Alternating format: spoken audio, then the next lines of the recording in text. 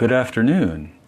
It's once again another edition of Coffee Break Live Update.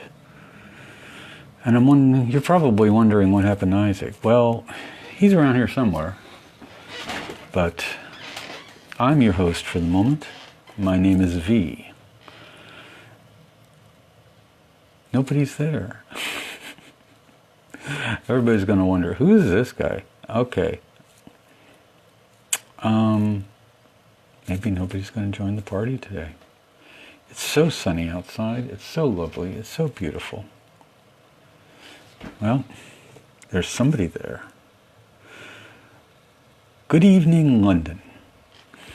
I think that's how it started. Remember the 5th of November, the gunpowder treason and plot? I can think of no reason that the gunpowder treason should ever be forgot. Welcome to another edition of Coffee Break Live Update, episode 14. Yep, we've got a long ways to go, kids. All right, I'm taking this off because it's too hot. In fact, the hot hat may go. Good afternoon. It is the 25th of June in 2020. And there's a lot going on and a lot yet to happen. So welcome to the party. And so good to be here once again, reporting to you and offering some tidbits and thoughts on things. One of the things that I'm going to have to apologize for is anybody tuned in and saw a V for Vendetta mask, this guy, then you probably thought you were maybe on the wrong go live, but you weren't. It's okay. It's fine. Don't worry about it. It was just a joke. I thought it would be funny to play around, because we need more humor. We need more play. We need more fun. We need more humor. And sometimes we have to invent this fun for ourselves. So hoping that you are going to find something to be enjoy about and to enjoy and to celebrate this day and every day going forward, because it is important. It does help yourself first and foremost, but it helps other people as well when you can be in the right frame of mind no matter what is happening. So as far as what is happening today, there are a couple of things I want to mention at the end of this. But the first thing is the blurb for this morning had to do with the photograph of Gollum holding a mobile phone. Gollum from Lord of the Rings. And what's interesting is I find that there is a certain, in people's comments, I observe, I watch, I pay attention to what people are saying in social media and other places, and it becomes apparent that as much as we talk about or complain or discuss or get wound up and maybe even some kind of belligerent about certain things that are happening, we tend to always want to consider that at some point it's going to go back to normal. Things are going to be kind of somewhat normal or somewhat like they have been in the past. And to a large extent, there's a lot of people just focusing on their career or their work or, trying to make a living. That's all well and fine. But we have to take into account, is this what we really want to choose for our future? What it is that how we wish to live going forward. Just in 48 hours ago, it was announced that the temperatures at the Arctic Circle had risen to the highest ever recorded level of 38.4 C, that's centigrade. That's about 110 degrees Fahrenheit. That's unheard of in the Arctic regions. So there is obviously a lot going on when we're not looking at the whole COVID thing. All right, there's a lot going on that is hidden or put in the back burner or end up on the back page of the newspaper or in a different column somewhere, and you don't see it. The other thing I see happening is people talking about conspiracy theories and conspiracy theorists and how they can be in a major distraction. They can be. There's a lot of polarization around that. But there's also the need for people who are activists and want to see things change, who have a role And that's role, as I see it, and as I've always seen myself, I guess, in some way, shape, or form, is being a system buster. And systems that have grown corrupt and stratified and calcified over time do need that. They do need that shake-up. They are getting the shake-up. You know, they're getting it courtesy of major planetary influences or changes in the collective consciousness that are demanding change. But they aren't changing fast enough, far enough, I think, and for some people it's happening too fast. Part of the reason this is all going on is it is a collective awakening, if you will. It's a collective initiation. It's a collective birthing of what is happening globally. And one of the things that's important to remember about Kundalini awakenings is they always bring up everything that is not in alignment with spirit or the divine. They always bring up and dredge up the junk. A Kundalini awakening is a gift, is a gift, but it is not an easy gift. Sometimes people encounter them in their life and they think they're going crazy. Other people undergo a major spiritual transformation, a shamanic change, a groundbreaking change.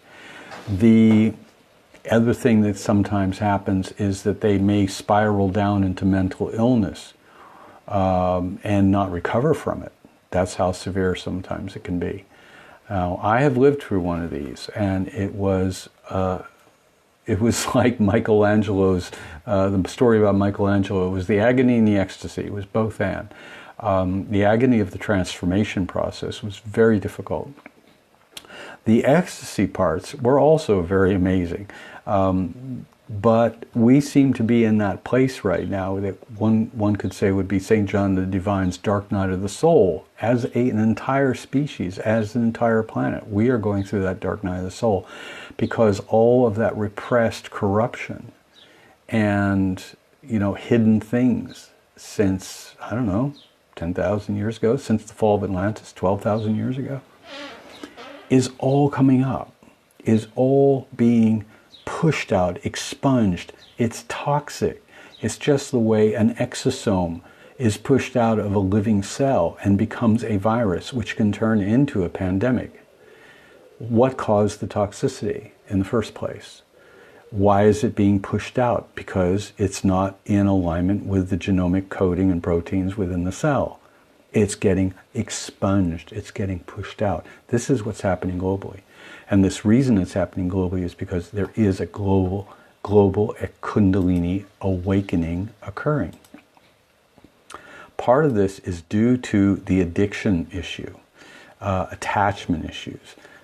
This has been going on for some time. And one of the reasons that it keeps getting worse, not better, and from my observations over the last quarter century, it's gotten worse, is because we have been having had substitutes, surrogates for our need to be seen and heard, our need to feel attachment and connection as a human biological species, that we do not have the healing yet. We do not have the clarity yet to understand why it is we are so easily seduced, whether it's by consumerism or money or power or you know, whatever those dreams might be that we have that we've never fully lived. And so much of that is centered around the devices in our culture, the smartphones, the laptops, the artificial intelligence, and it is being that inculcated and that immersed into it that tends to rob us of our humanity before we even know that we've lost anything. And so we are fighting with an addictive problem that goes back for a long time, that basically the number one pain that we are trying to resolve is the pain of not being seen, of not being acknowledged, not being recognized at the ego level, but also at the level of the soul. And so do we really, really say with any real sincerity that we don't want things going back the way they were? I think, to a large extent, A lot of us would just crave normalcy just for the sake of being able to feel okay again about everything. And that is something that is very difficult to deal with when you have so many different things challenging your safety, your sense of safety, your sense of security.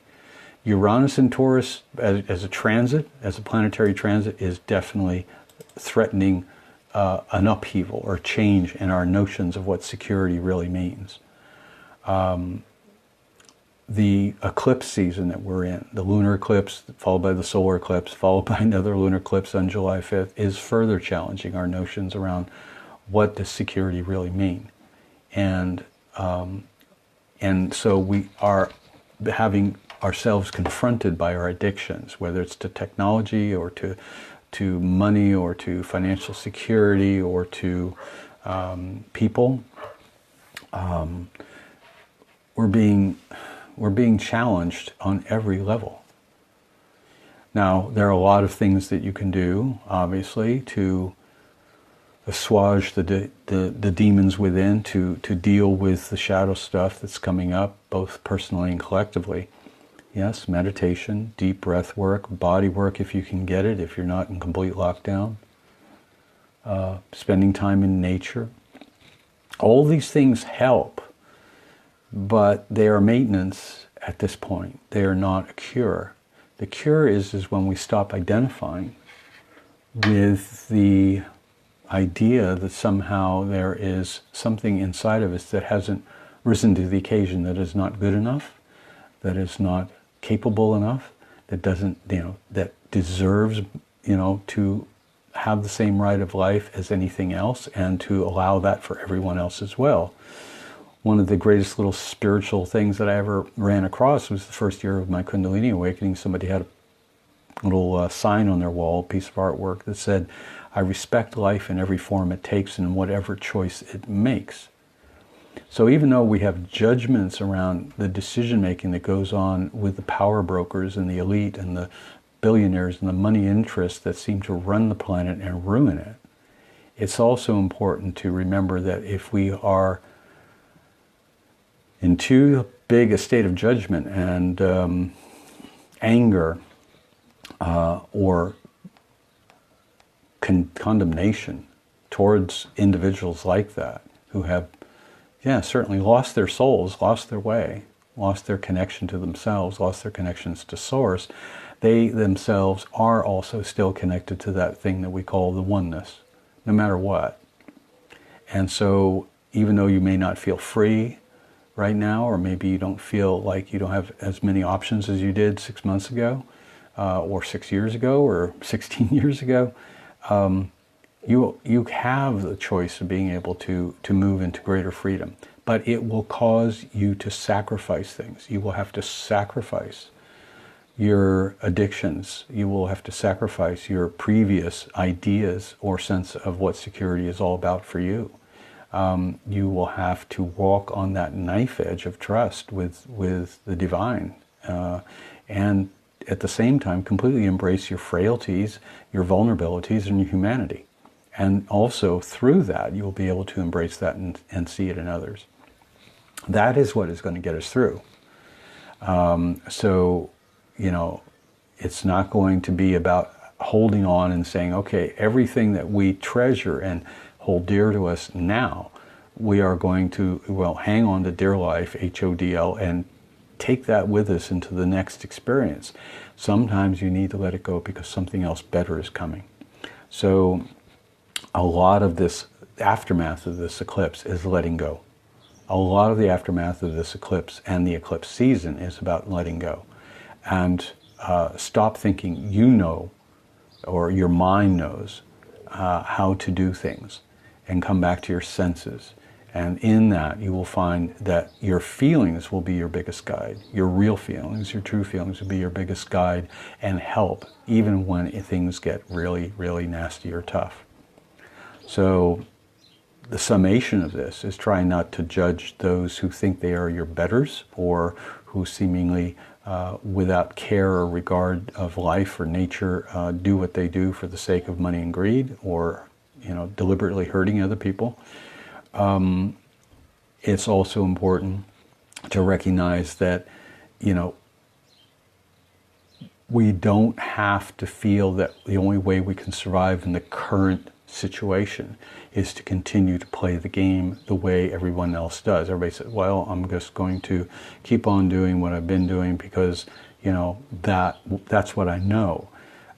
There are other ways coming out of this that will be able to connect, that will be able to congregate, that will be able to communicate, that will be able to cooperate. I don't know what those are yet, but can you imagine something different?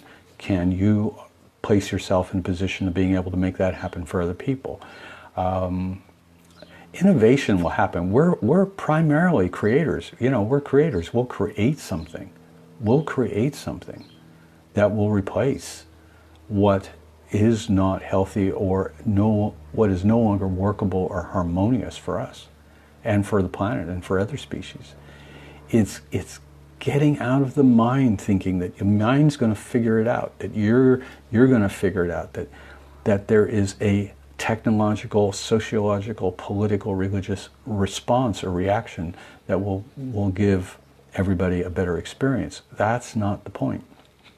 It's the feelings, it's the heart, it's the sense of connection, deep, reverent connection to that which is the giver of life itself. And so the sun can be a symbol of that, for example, or the cosmos, or notion of great spirit in the native traditions, or whatever your version of that is, works for you. But that's for you. That's not for everybody else. Don't go around advertising it. Don't go around trying to get converts to it. We're not here to create more cults and gurus. So the whole upshot of this is that picture of Gollum holding the iPhone in this morning's announcement for this go live is remove the distractions, remove the tether, remove the addictions that are misplaced. These are surrogates. Everything that we're seeing in the environment right now are tempting hypnotic surrogates to what it is that you want really. You want to feel that connection, recognition of spirit inside of you. You want to see it in others. You want to have others experience you as that. And that is where real love, real connection, real cooperation, real creative spark happens. Okay?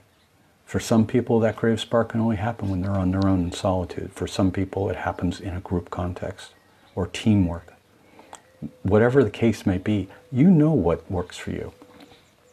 I'm not here to tell you anything. I'm not here to, show you, the way that it should be. You have to decide that for yourselves. Everybody does. And if we let go of our mind constructs, our reality bubbles and tunnels around what that is, then maybe the reality that we need to embrace will come through. But it won't happen until that first thing happens. So that's my short message for today. I'm staying on point with it. I'm not going to talk much about the astrology because until next week, until July 1st, and then on the 3rd, just before the eclipse, there'll be a lot more to discuss because we're going to be on the other side of the Jupiter-Pluto conjunction, and we're going to be on the other side of Mars entering Aries. So there'll be a lot more to focus on there.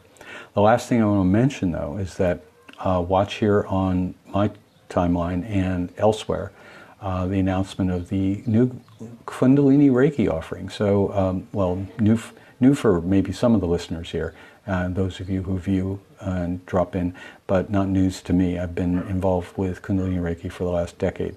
And it's, what I like about it is sort of the Reiki for the more instinctual feeling end of things, and to realize that we don't have to be so reliant on big, complicated mental structures, constructs, systems.